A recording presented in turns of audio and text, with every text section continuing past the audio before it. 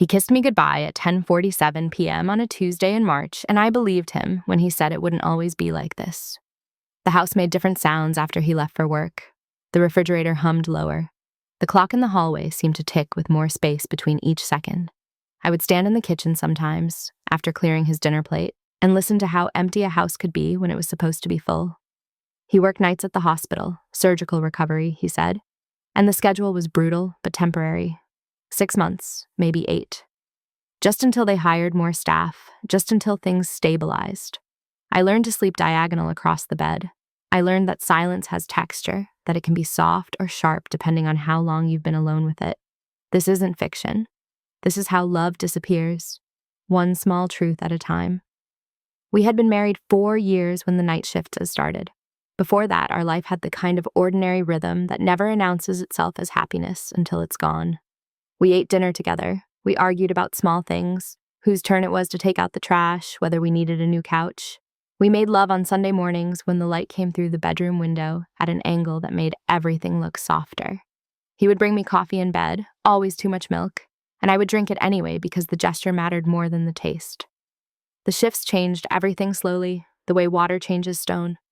At first, it was just the schedule, him leaving as I was getting ready for bed, coming home as I was leaving for my own job at the elementary school where I taught 2nd grade. We left notes for each other on the kitchen counter, small things. Leftover pasta in the fridge. Don't forget your mother's birthday Thursday. Love you. The notes got shorter as the weeks passed. Then they stopped including the love you part. Then they stopped altogether. I told myself this was normal. People adjusted. Marriage was work, and work meant accommodation. I taught my students about adaptation, how living things changed to survive their environments. I didn't realize I was teaching myself the same lesson. By June, I had memorized the pattern of his absence. He left at 10:30, sometimes 10:45 if he stopped to shower first. He came home around 7 o'clock a.m., smelling like hospital soap and exhaustion. He would eat whatever I'd left him, shower again, and sleep until 4 o'clock in the afternoon. We had maybe 2 hours together before the routine began again. 2 hours to sustain a marriage, 2 hours to pretend we were still the people who used to talk for 3. I started noticing things in July. Small things, the kind of details you see but don't see, the way you can walk past the same painting every day and never really look at it until something changes. He started wearing cologne to work. Not much, just enough that I could smell it when he kissed me goodbye. Something different from what I'd given him for Christmas, something sharper, more expensive. When I asked about it, he said one of the guys at work had recommended it. Said the hospital smell stuck to skin and he wanted to cover it. I believed him because I wanted to believe him. His phone started living face down on the counter. Before, it had just existed, plugged in, screen up, notifications lighting up the kitchen at random intervals. Now it was always reversed, always silent, always just out of casual reach. He said the constant pinging disrupted his sleep schedule. He said he needed the separation between work and home. I believed him because I needed to believe him. In August, I found a receipt in the pocket of his jeans while doing laundry.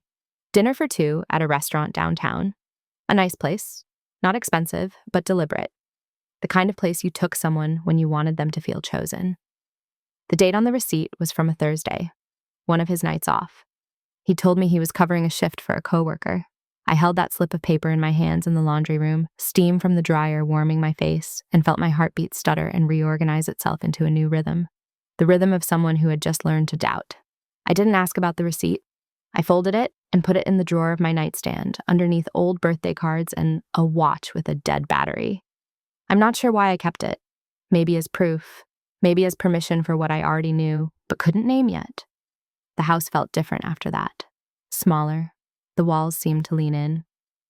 I started sleeping worse, waking at 3 o'clock or 4 o'clock a.m. to the specific silence that only exists in the middle of the night, when you're alone and shouldn't be. I would lie there and listen to nothing, trying to remember the last time he'd touched me like he meant it, like I was something he wanted rather than something he was obligated to return to. Some weeks later, another receipt. This one for coffee, 2 cups, from a cafe I'd never heard of on the other side of the city. It was dated on a Tuesday morning, hours after his shift ended, hours before he usually came home. I found it in the cup holder of his car when I borrowed it to get groceries. My hands were shaking when I put it back, careful to leave it exactly as I'd found it, crumpled and innocent and damning. I started teaching my second graders about evidence that week, how scientists observe and collect data before drawing conclusions, how you need multiple sources to confirm a truth. The kids loved it. They brought in leaves and rocks and wrote careful notes about what they noticed. I taught them about patterns, about how small details could tell you large stories if you paid attention long enough. I was teaching myself to investigate my own marriage. September came. He picked up another overnight shift, then another. He said they needed him. He said the extra money would help. We'd been talking about maybe trying for a baby, maybe next year, when his schedule stabilized and the money would matter then. He said it like he still believed in next year. I wanted to believe him. But I had started watching the way he said goodbye. Before, he used to kiss me like he was reluctant to leave, like he was storing the feeling of my mouth against his to carry through the night. Now he kissed me like punctuation, quick, perfunctory, a period at the end of a sentence he'd already moved past. His hands never lingered, his eyes never quite met mine. He would grab his keys, check his phone, and be gone before I could ask him what time he'd be home. I stopped asking what time he'd be home. It was a Thursday in late September when I saw his car. I had stayed late at school for a parent-teacher conference that ran long, and I was driving home on a route I didn't usually take, surface streets instead of the highway, trying to avoid construction that had started that week. The sun was setting, that specific autumn light that makes everything look both golden and sad. I was thinking about lesson plans for the next day, about whether we had milk at home, about nothing and everything, and then I saw it. His car, dark blue Honda, the small dent in the rear bumper from where he'd backed into a post 2 years ago, the parking permit from his hospital still hanging from the rearview mirror. It was parked in the lot of a mid-range hotel off the main road, the kind of place that wasn't cheap but wasn't trying to be memorable either, the kind of place designed for temporary people doing temporary things. I pulled into the gas station across the street and turned off my engine. I sat there for 11 minutes. I know because I watched the clock on my dashboard reorganize time into something I could measure, something I could contain. 11 minutes while my mind tried to assemble explanations that would make this innocent. Maybe he was helping a coworker. Maybe he was picking someone up. Maybe there was a reasonable explanation that would return my life to its previous shape. But I could see the third floor. I could see one window with lights on, curtains drawn but glowing warm against the building's face. And I knew with the kind of certainty that lives in the body before it reaches the brain that he was behind those curtains, that he had kissed someone else the way he used to kiss me, that he had been doing this for weeks, maybe months, that every late night, every extra shift, every small distance between us had been building toward this specific moment of recognition. I drove home. I made dinner, pasta with the sauce he liked, the one I made from scratch every few weeks. I set 2 places at the table, even though I would eat alone. I poured myself a glass of wine and sat in the kitchen while the food got cold, while the clock ticked past 8 o'clock p.m. and then 9 o'clock and then 10 o'clock. I thought about calling him. I thought about driving back to that hotel. I thought about doing nothing at all, about pretending I had never taken that route home, about how much easier it would be to not know for certain what I already knew. He came home at 7 o'clock a.m., like always. I was awake, sitting at the kitchen table with my second cup of coffee, watching the door. I had been awake all night. I had watched the entire night pass from the kitchen window, watched darkness become gray, become light, watched the world continue exactly as it had before, even though everything had changed. He stopped when he saw me.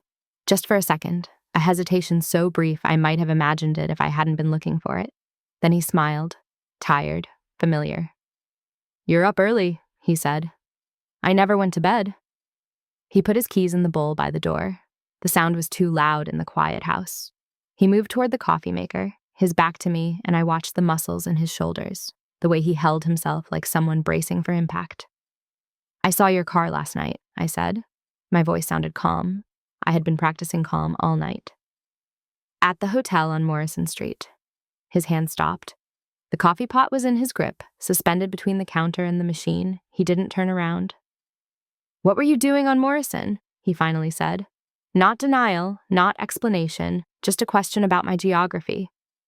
"Does it matter?" I asked. He put the coffee pot down. He turned around slowly. His face looked the way I felt, exhausted, resigned, like someone who had been waiting for this conversation and dreading it in equal measure. "How long?" I asked. He leaned against the counter. He looked at his hands. 3 months? 3 months?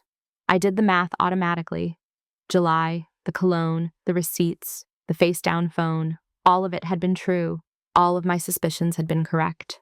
I had been married to my own doubt for 3 months, sleeping next to it, eating breakfast with it, teaching children about truth and evidence while my own life quietly rearranged itself into a shape I didn't recognize.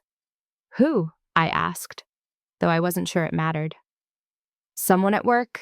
Another nurse? It doesn't... He stopped, started again. It isn't about you. I laughed. It came out strange, hollow. It's entirely about me. That's not what I meant.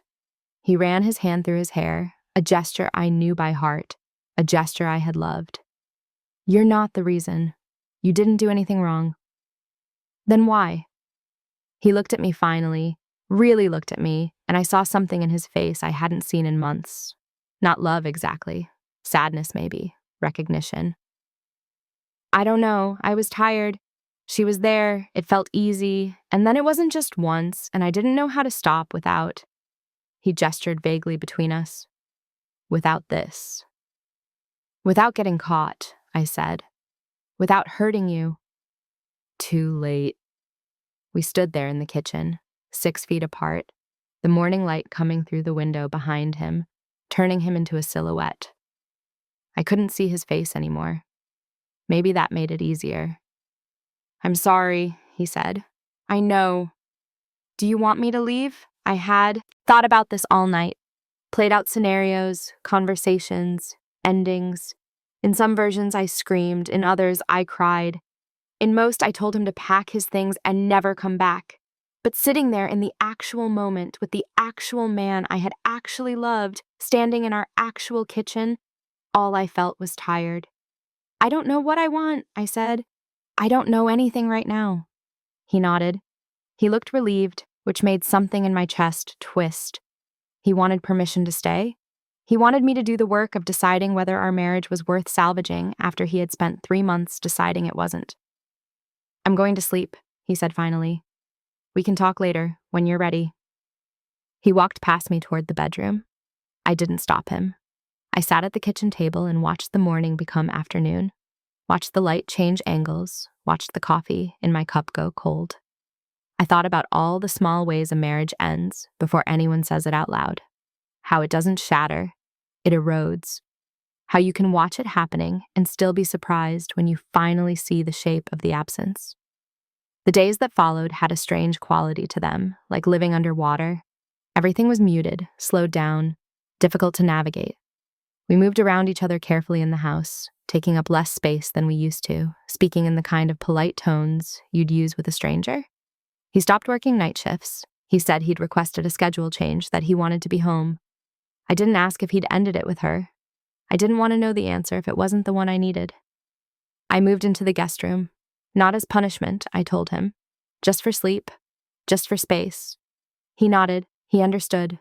We were both very understanding, very mature, very careful not to acknowledge that our marriage was dying in real time while we discussed logistics and sleeping arrangements. My mother called one evening, asked how we were. I told her we were fine, just busy. She didn't believe me. Mothers never do. But she didn't push, and I was grateful. I didn't know how to explain that I was living with a man I no longer recognized, that I woke up every morning in a house that felt like a museum of our former life, that I was teaching second graders about honesty and trust while my own marriage was built on their opposite. October turned into November. We talked about trying therapy. We talked about what went wrong, what could be fixed, whether we still loved each other enough to do the work. We talked around the truth, which was simpler and harder than any explanation. He had chosen someone else, and that choice couldn't be unchosen. You can forgive betrayal, maybe, but you can't forget the moment you realized you were forgettable. I remembered things differently now. That Sunday in May when he'd brought me coffee, had he already been thinking about her? That Tuesday in July when he'd kissed me goodbye, had he been counting down the hours until he could kiss her hello? Every memory I had was now doubled, shadowed by a version of events I hadn't been present for, but could imagine with perfect, painful clarity.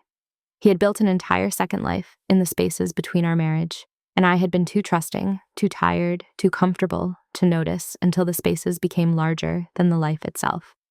The divorce papers arrived in January.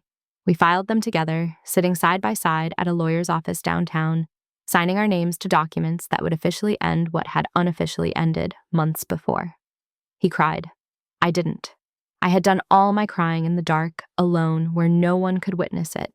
Now there was only the administrative work of separating two lives that had grown together like trees, roots tangled, impossible to pull apart without damage, but necessary nonetheless. He moved out on a Saturday. The apartment was only 20 minutes away, he said, if I ever needed anything. I nodded. I helped him pack boxes. We were very civil, very kind.